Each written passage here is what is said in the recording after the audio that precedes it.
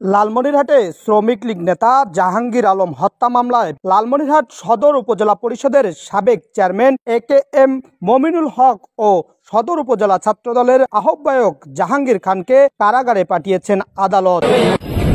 সোমবার 22 এপ্রিল দুপুরে জাহাঙ্গীর হত্যা মামলার জামিন নিতে এসে আদালতে আত্মসমর্পণ করেন এজাহারভুক্ত 9 আসামি। এর মধ্যে 7 জনের জামিন মঞ্জুর করলেও 2 জনকে জেল হাজতে প্রেরণের নির্দেশ দেন লালমনিরহাটের দায়রা জজ মিজানুর রহমানের আদালত।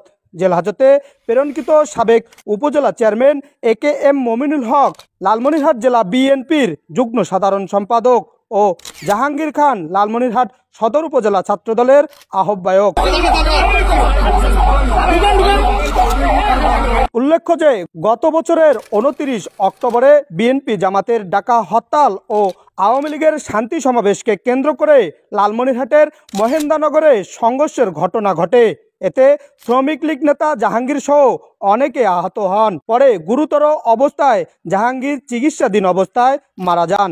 ওই ঘটনায় 1 নভেম্বর লালমনিরহাট সদর থানায় 81 জনের নাম উল্লেখ সহ 300 থেকে 400 জনকে আসামি করে লালমনিরহাট সদর থানায় মামলা করা হয়।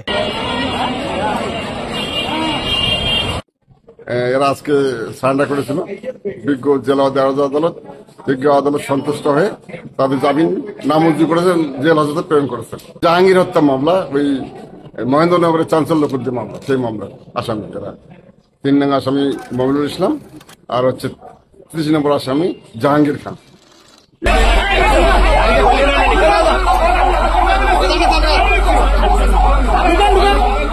মহসিন ইসলাম শাওন, লালমনিরহাট নিউজ।